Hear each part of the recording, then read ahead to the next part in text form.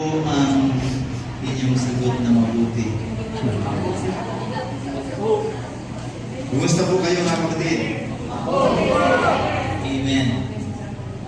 Purihin po ang Panginoon at ngayong umaga nais ko pong iparating sa inyo ang pagbati mula po sa ating mga leaders sa Cavite Mission, ang ating pong administrators, ang ating pong minamahal na President, Pastor Adriel Gavinia at ang kanyang mga kasamang administrators, si Rene Pacaldo, at sa Pastor Rex Nagliman. Kayo po ay kinakumusta ng ating po mga leaders sa Cavite Mission. At ako po ay masayang nakita ang kasama ko po sa office. Dalawa po sila nandyan. Ang ating pong treasurer dito sa Imperial. Alam nyo, noong una akong inibitahan para magpunta sa Imperial, ako po ay nagdadalawang isip na tanggapin dahil ang pangalan nyo palang nakakatakot. Ang alam kong Imperial ay number 1, Empire. At kapag ka-Empire, meron pong anong tawag ng Emperor. At kapag pag-usapan natin yung Emperor, matatapang. Tapos kanina, medyo kinabahan pa ako lalo kasi matapang na ang impression sa Imperial, nandito pa si Pastor Doble. Doble ang tapang. Kaya ang aking kaba ay nadagdagan na doble po. Yes. Kaya ngayong araw na to, mapalad po kayo, mapalad tayo. Meron po tayong, ang kilala kong pastor narito, si Pastor Harry, of course. Ako, tapos si Pastor times 2. So ang inyong pong pastors na kasama ay 6. Tama ba?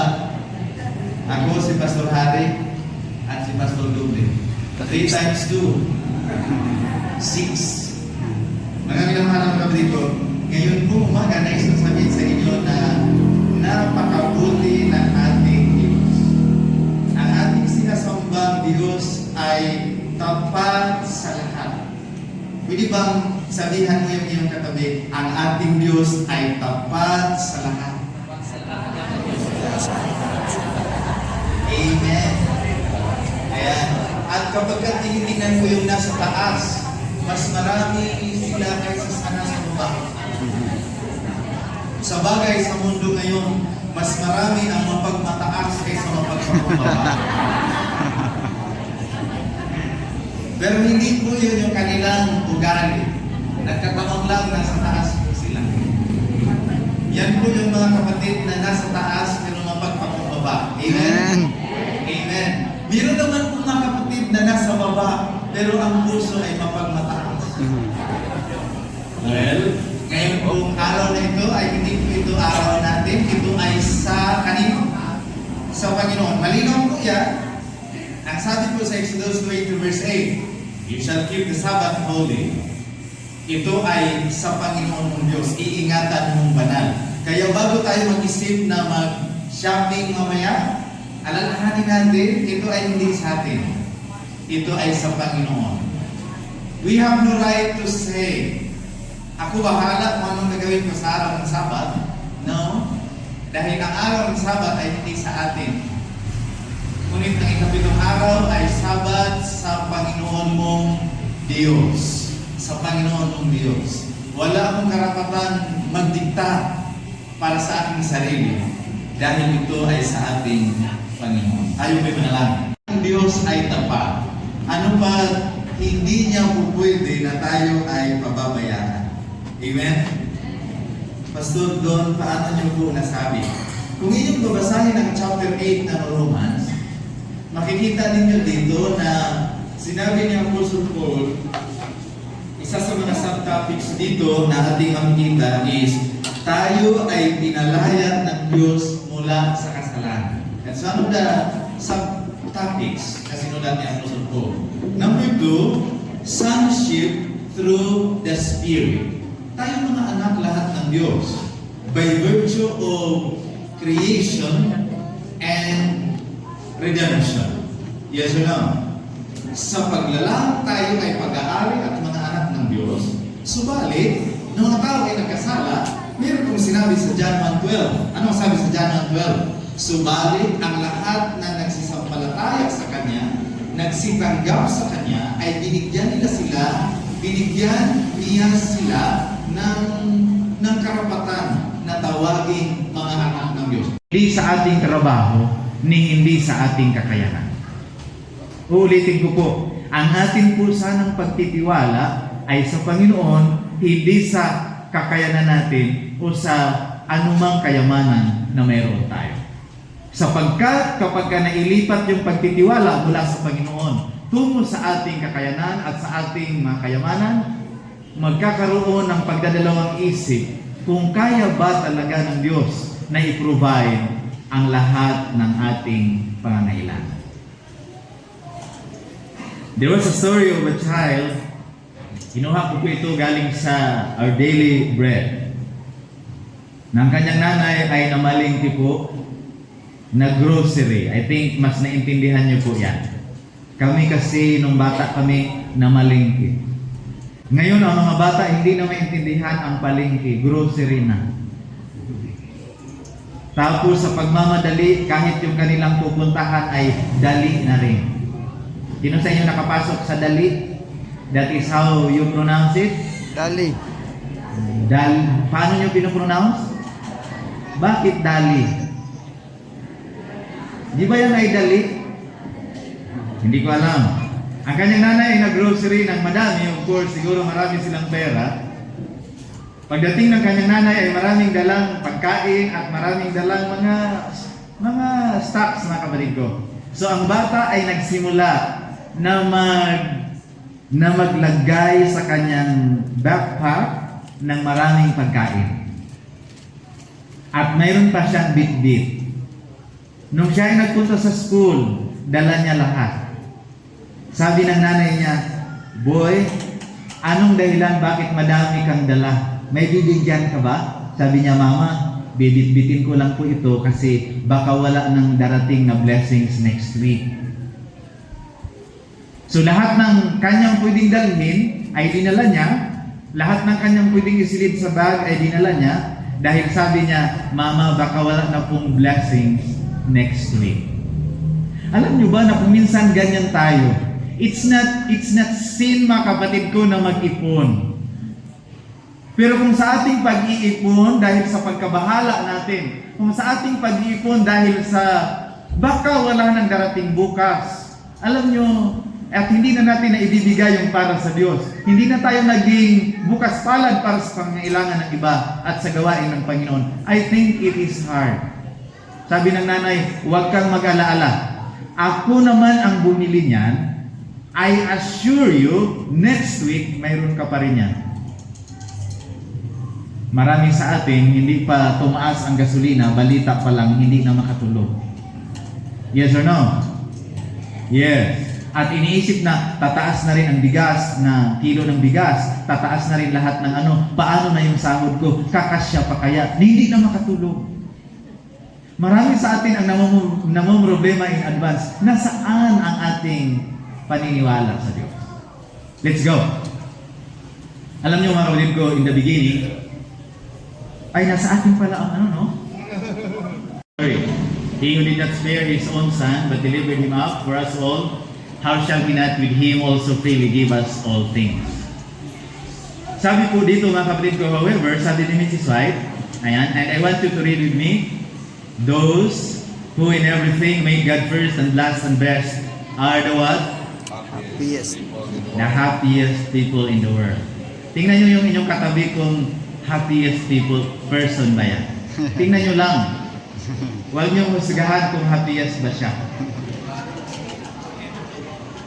Macanuza, sabi niya, "No one can supply every need of yours, but God in Christ Jesus." I want the ladies to repeat. Basahin nyo nga mga kababaihan ulit.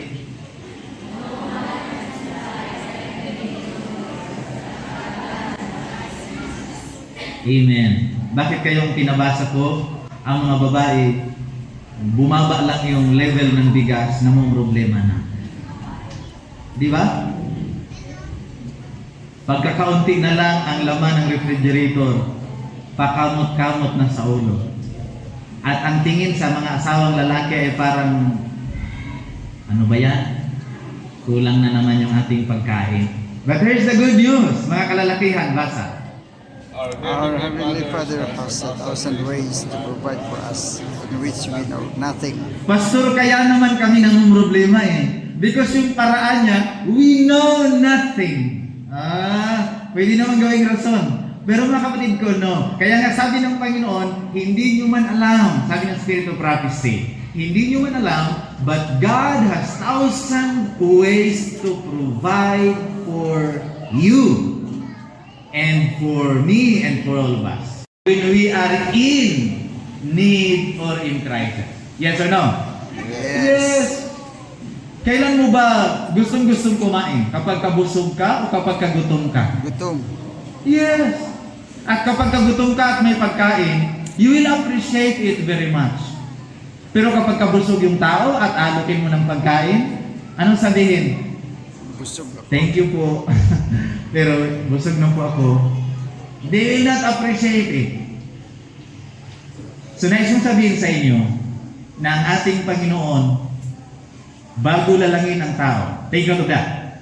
Bago lalangin ang tao, ang ating Panginoon ay ginawa niya na lahat ng kakailanganin ng tao. Amen. On the first day, God made light. On the second day, firmament. Third day, land and sea. Fourth day, the sun, moon, and stars. Yes or no? Fifth day, the birds and fishes. Kayong may mga anak na maliliit, alam nyo yung binanggit ko. Kasi awit yun ng mga bata. The sixth day, the beast and the ass. But the Lahat mga kapatid ko ng kakailanganin ng tao ay nilikha ng Diyos bago pa niya tayo likhain. Pero minsan ang ating kaisipan ay kakaiba. Akala natin, kaya nga tayo binigyan ng lakas so that we can provide for ourselves. Yes, that's true. Pero mga kapatid ko, nais kong muling sariwain natin sa ating mga isip. We are just mere stewards of everything. Stewards of what? Everything that God has created. Nilikha niya muna ang lahat. So, dahil wala akong sapat na panahon at tayo ay mayroong communion service, go with me. Mayroon pong 6 na punto na nais ko pong iwanan sa inyo. Number 1, the Lord's provision comes, tinagalog ko po yan kanina, ayon sa kanyang itinakdang panahon. Yes or no? Yes. Gusto kong mag-asawa noon sa edad na 28. Pero binigyan ako ng Diyos ng mapapangasawa na nagdesisyon na magpakasal kami sa edad na 30. Nagsisisi ka ba, Pastor Don? Hindi naman. Hindi naman. I can tell you, God's provision comes in His own time. Si Abraham at si Sarah, pinangakuan sila ng anak. Yes or no? Yes. Ilang taon sila noon? Lipas na. Kaya nga, sabi ni Sarah, diskartihan natin ito, Abraham. Mayroon naman po akong servant na sari-sariwa pa. Total naman sa kultura natin, kapag ka servant ko, pag-aari ko. Kapag ka nag-anak yan, akin din yan. Baka ito yung nais ng Panginoon. Let us use our common sense, Abraham. Diniskartihan nila. Nagkaanak. Ang pangalan ng anak ay sino? Ismael. Si Ismael. Yun ba ang pinangako ng Diyos? No. Pagkatapos, dumating sino? Si Isaac. Because God's provision comes in His own time. Naalala niyo yung story ni Elijah? Si Elijah po, pagkatapos sabihan si King Ahab, pinapunta ng Panginoon saan? Brooks of Sharon. Sa Brook Cherry. Yes or no? Yes. Yes.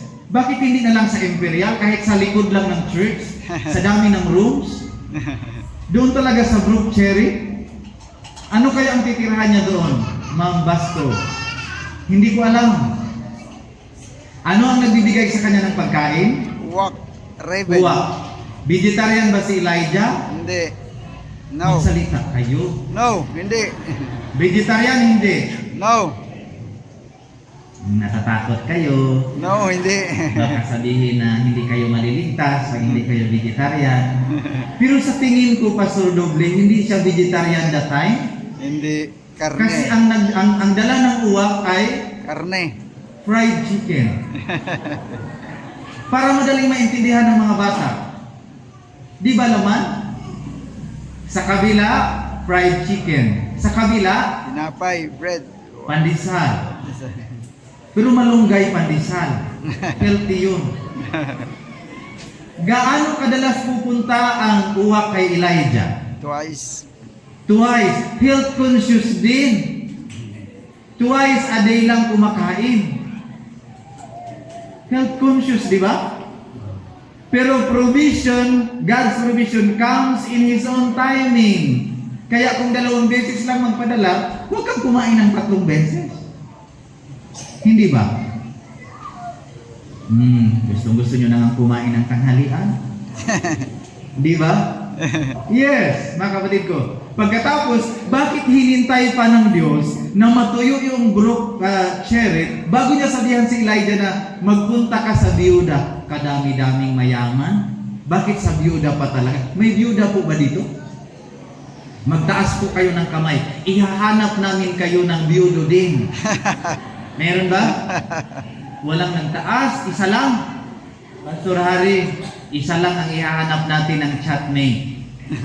Alam nyo, doon pa pinapunta sa biyuda na ang biyuda ay nasa Las Vegas na rin. Yung kanyang isasaing ay huling bigas na. Las Vegas. Yes.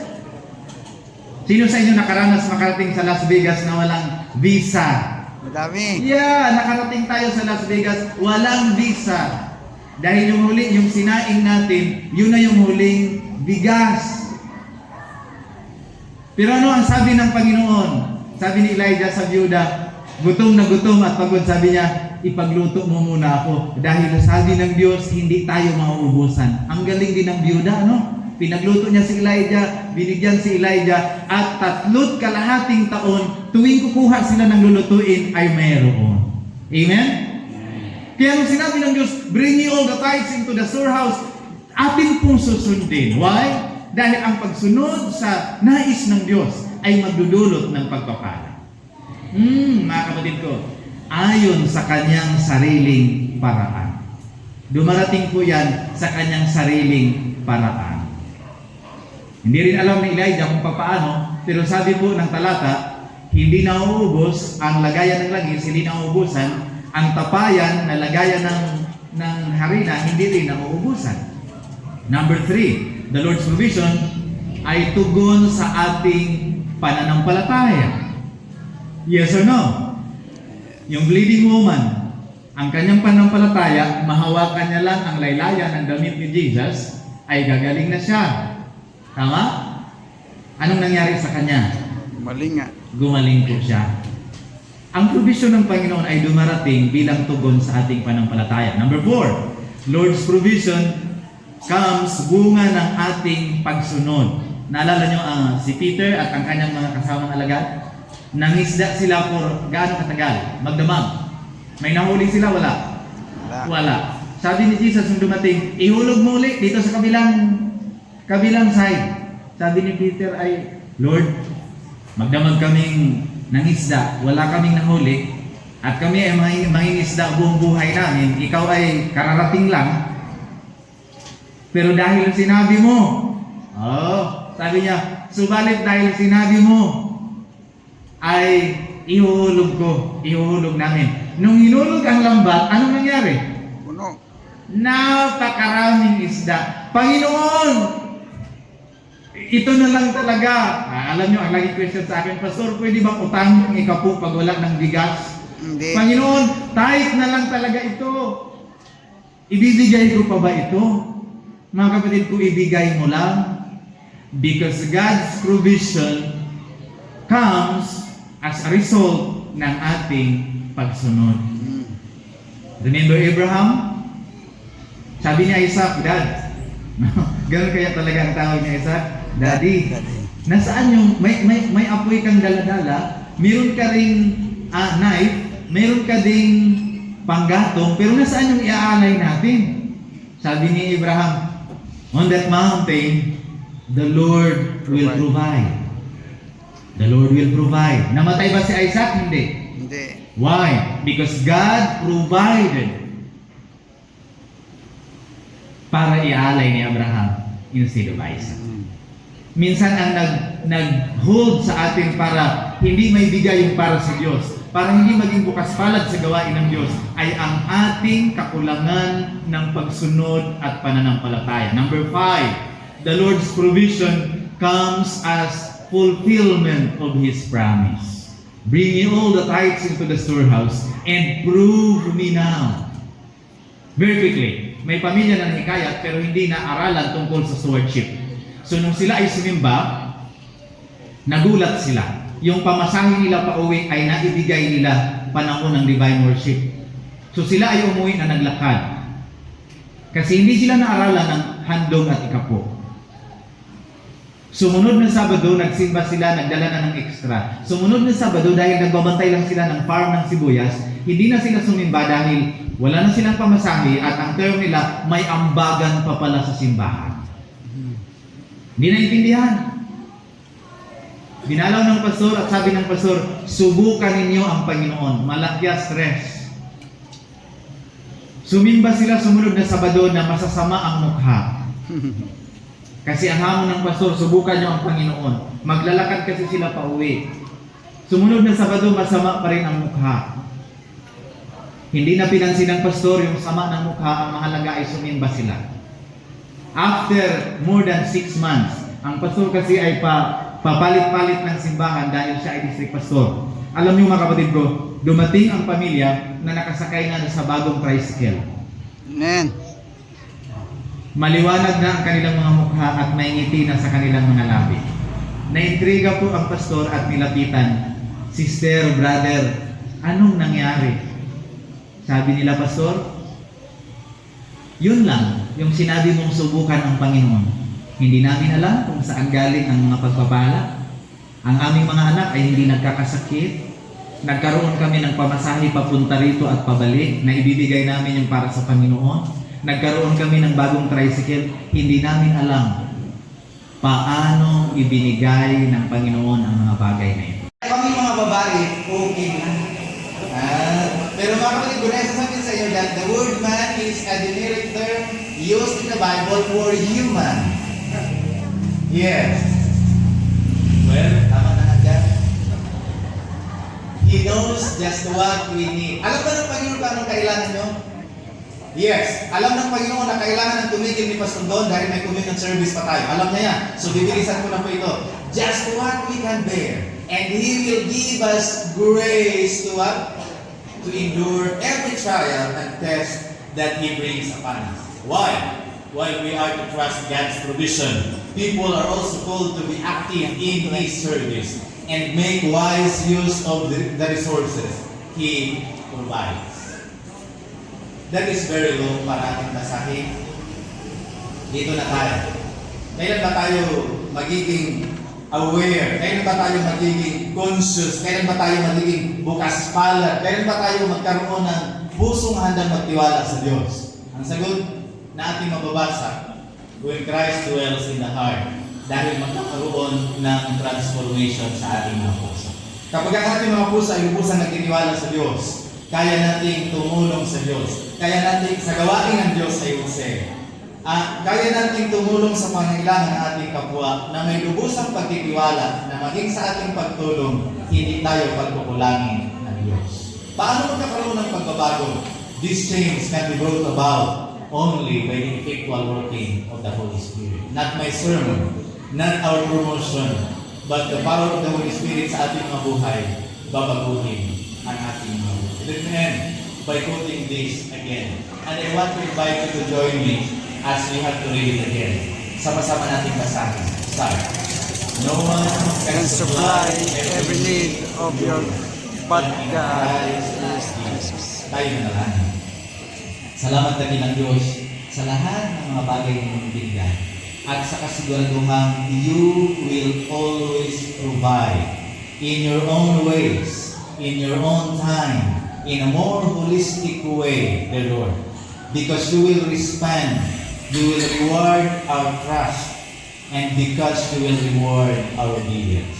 Pagpalain ng Iglesia nito, ang hanap buhay ng bawat kaanib, ang mga bata, mga kabataan, at kami mga magulang ay pagpapalain. At gamitin daluyan ang pagpapala. Tulungan niyo kami magtapat. In Jesus' name. Amen.